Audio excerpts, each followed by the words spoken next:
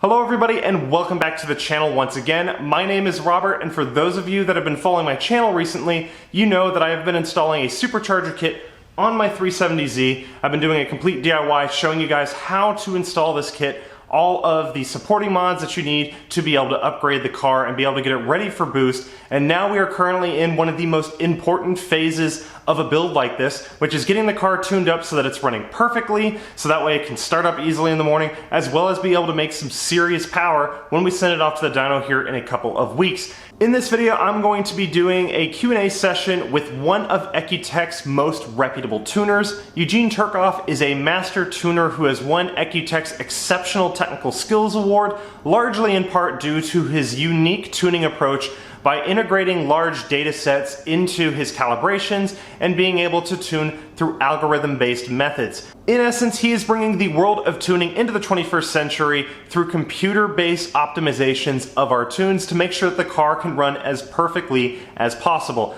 And I'm getting the chance to be able to do a Q&A session with him today. I'm going to be fielding some of the questions that you guys have been giving me over the past couple of weeks, and we're going to be able to pick his brain a little bit about the tuning process and some things that you should look out for whenever you are planning on tuning your car. But that's enough talk on my part. Let's phone up Eugene and ask him some questions.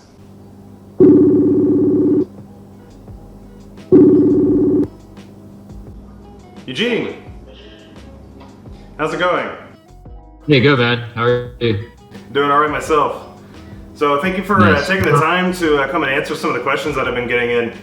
This is something that I've been wanting to work with you a little bit, so I know that when I came into the tuning process, I hardly knew anything about tuning. So, I mean, the extent of my knowledge was, yeah, they adjust timing, fueling, that sort of thing, the car just runs. But I think working with you has really opened my eyes up to what goes into tuning and what makes the car drivable, right? So I've been getting a lot of questions in from some of my subscribers, and I want to share those with you now to try and go over some of the questions that they've been having. Sure.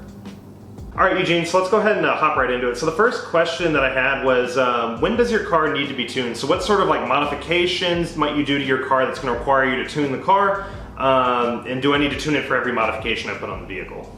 A good rule of thumb is that if you're changing something on your car that will include a sensor or somehow affect a sensor that's part of that system, then the car will need to be tuned to tell the computer that that sensor is either somehow reading differently or not reading at all, or in the case of a test pipe or something with O2 sensor, it may not actually have a cat anymore, so you may need to reprogram it so that it doesn't try to do some kind of weird fueling algorithm.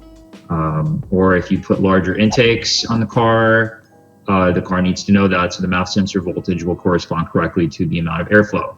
Or if you change injectors, the computer needs to know that. Those are some general ideas. Okay. And does it make sense to tune the car even if I haven't put a modification on it? So, if I'm just trying to get a little extra power out of the vehicle, or could it possibly run better at all with a tune? Yes, absolutely. The vehicles that are produced, these are mass-produced cars. I'm assuming we're talking about mainly the 3.7 liter engines.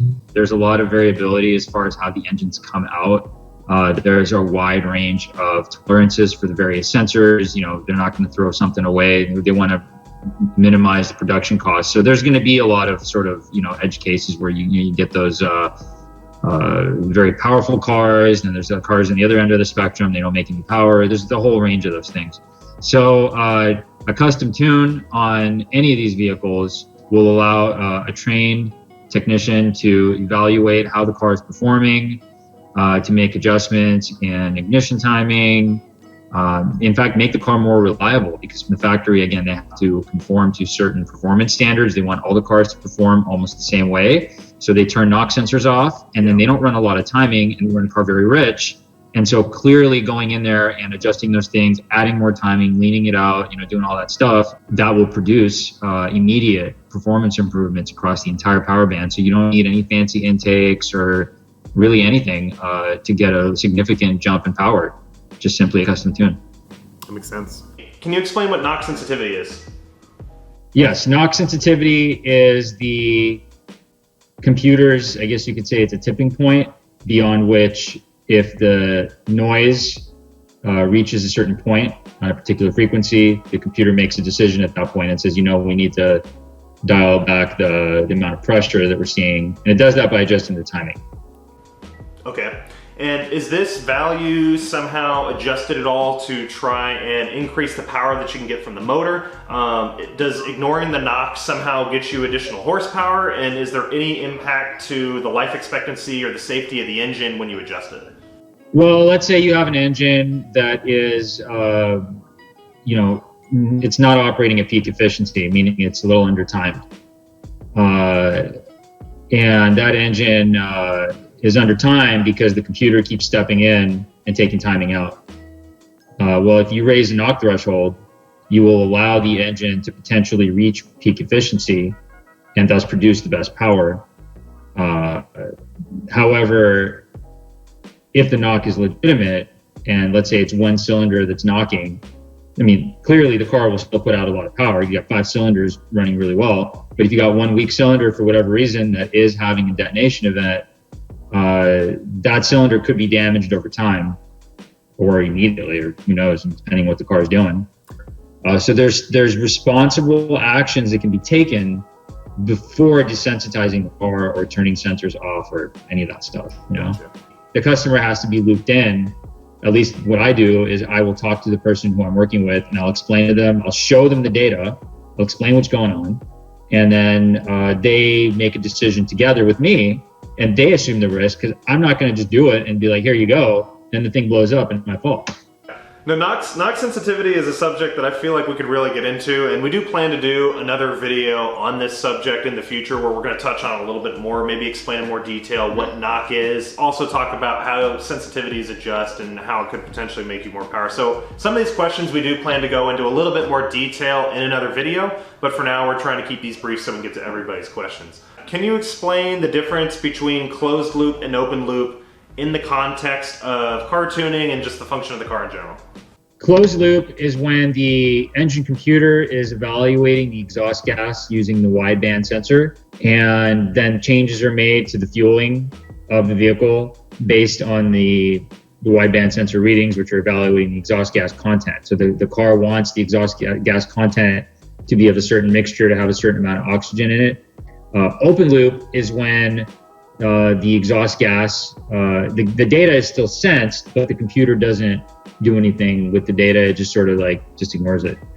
Is there any reason why a tuner would prevent the car from entering closed loop? Because it sounds like ideally you want to be in closed loop because you're reading those AFR readings from your AFR sensor and being able to make adjustments dynamically. Is there any reason why a tuner would want to disable this? Yeah, if somebody's working with a car that's problematic and maybe they need the car to run, and for whatever reason the sensor data isn't good, like let's say you have a leak somewhere near one of the sensors, that sensor is going to tell the computer that the AFR is way off, and the computer is going to try to make adjustments, and that can make the car undrivable, or make it learn weird things that will then get applied during open loop. So in some cases, a tuner may choose to temporarily place the car into open loop. It's not desirable, but sometimes you have to do it. I don't think I've ever had to do it, but it happens, you know. Okay. So then it sounds like you would recommend, so occasionally in order to make a car run right, you need to put it into open loop simply because you're getting a bad reading from a sensor or whatever, but it sounds like ideally what you'll end up needing to do in the long run is you should replace that sensor or in some other way fix the underlying problem that's forcing you to be in open loop. Yeah, that's the ideal. You want to stay in closed loop as much as possible because you get individual bank control, and that will translate to better performance. I mean, at the same time, you know, when you do go to open loop, you're not in closed loop when you go to open loop desirably. So whatever performance losses you have, they may be during cruising, which there's really no performance to be had there, but you know, drivability is significantly affected, emissions, and of course the learning mechanisms which apply during open loop, those can help too. You know, if the car needs some kind of adjustment, it'll learn that, and then when you go full throttle, it kind of dials in like that extra, you know, however many percent on your tune to make it that much better, you know? That makes sense. So the next question I have for you, can you explain to us what injector duty cycle is, and how can you tell if your injectors are maxed out?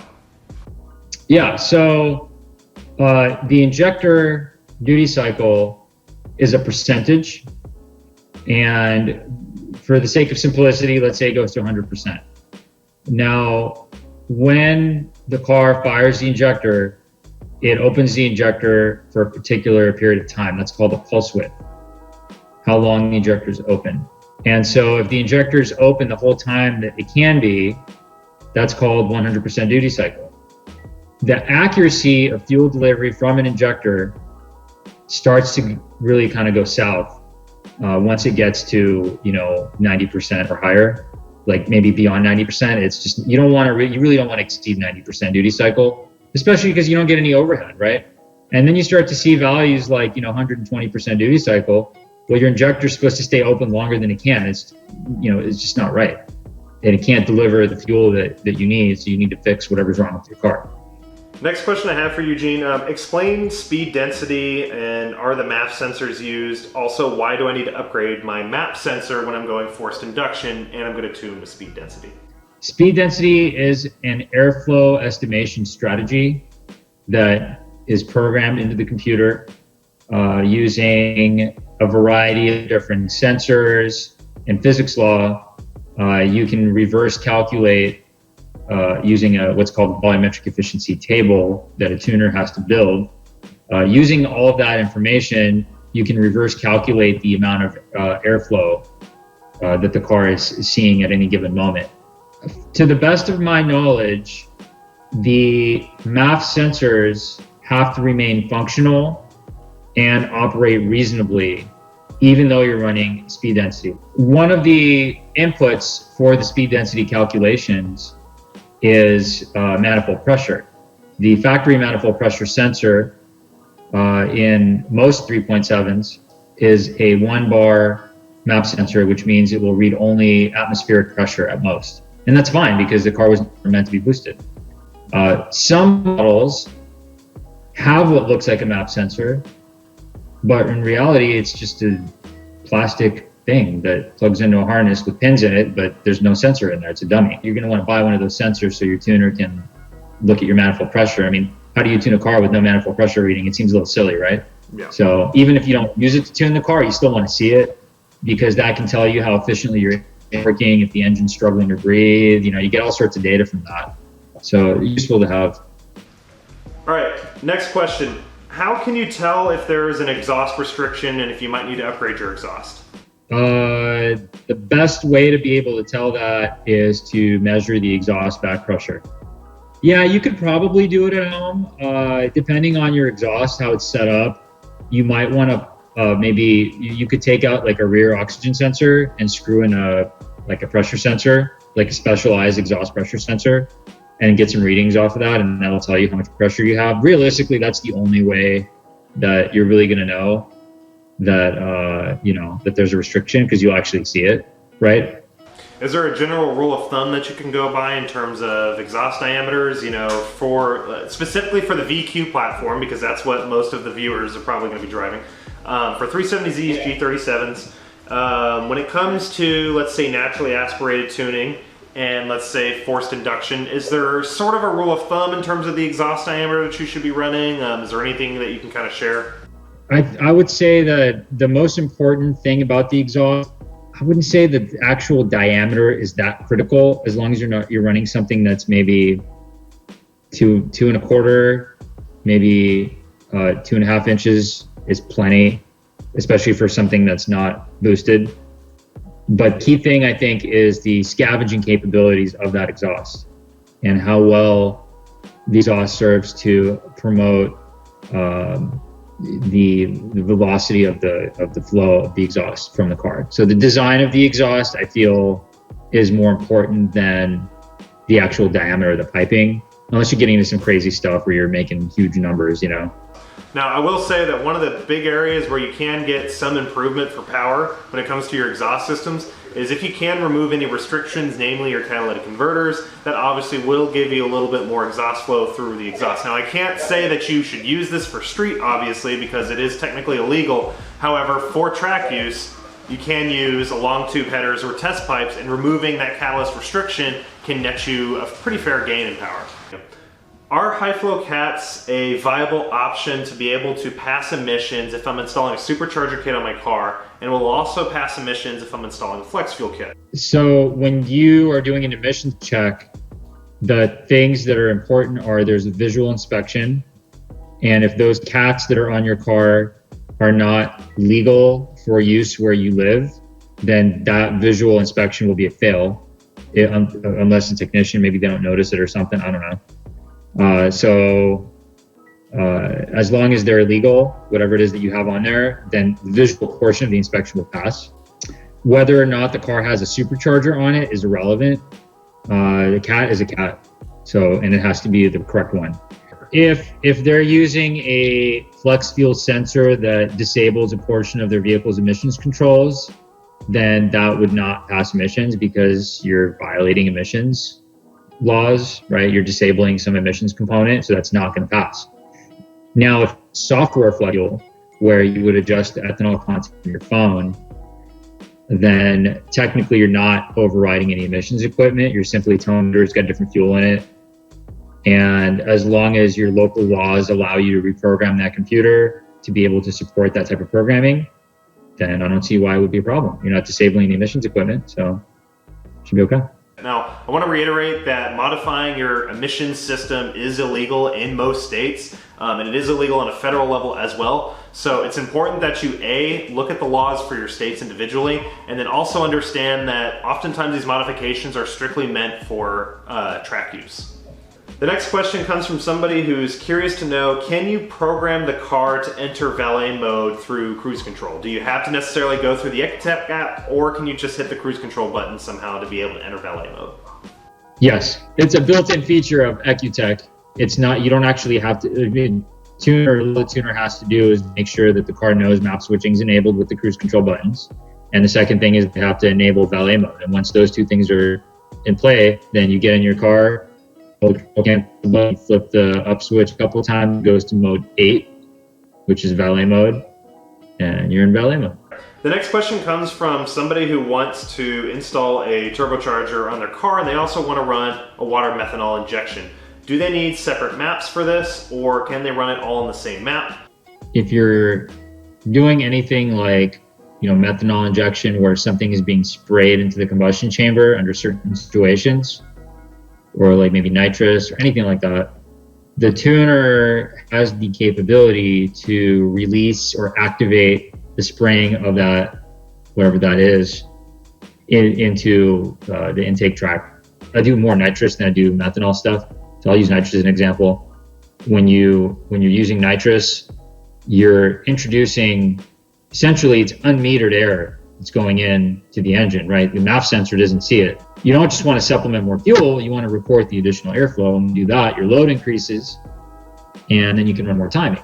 Or excuse me, then you adjust, not more timing, you adjust the timing to accommodate the increased load. And by doing that, you maybe have one map that you're running, right? But then unless you're spraying, that part of your map that does the spraying is never going to be driven in unless you're actually spraying, and that's controlled inside the tune. So it all sort of just flows together. All right, so the next question that I have is possibly my favorite that I've got on the list. Remote tuning versus dyno tuning, is one better than the other? What are the pros and cons of both? You have to ask yourself, what is tuning? And in the process of trying to do tuning, the dyno is a tool. It's a very useful tool that can help you dial in the tune pretty good and you get close on the car. Like let's say you have an unknown engine and you want to determine what's the ideal ignition timing curve, where do you want your AFRs to be, the targets, right? And on the dyno, you will see changes in torque, horsepower output, and how smooth the power output is. All those things matter and can give you clues as to what you want to do as far as adding more timing, taking fuel out, putting fuel in. So it's a great tool. The reality is you want to do both. You want, in my ideal scenario, my ideal world case, I would start on the dyno, doing a bunch of pulls so I could see what kind of trends the car has. What is it? Because when you're doing a pull, you're basically in a steady state situation at full load. So whatever it is that you're multiplying, you're multiplying the most that you're going to do. You get to check boost curves. You can check how steady the fuel delivery is, if there's any other weird, problems like that. And then once that's done and the fuel settings are in and everything's good for full throttle, then I want to go out and I want to drive the car and I want to collect, a couple hours worth of driving data or maybe even more. And I want to collect that data and do a lot of statistical analysis and run some programs on it and really kind of try to model what it is and kind of adjustments the car needs.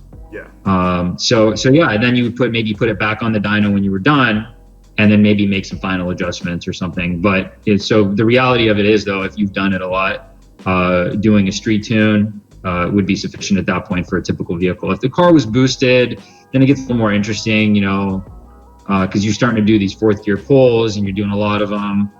And it might really be helpful. Like sometimes you want to listen to the car while it's on the dyno. You can't really do that if it's going 130 miles an hour.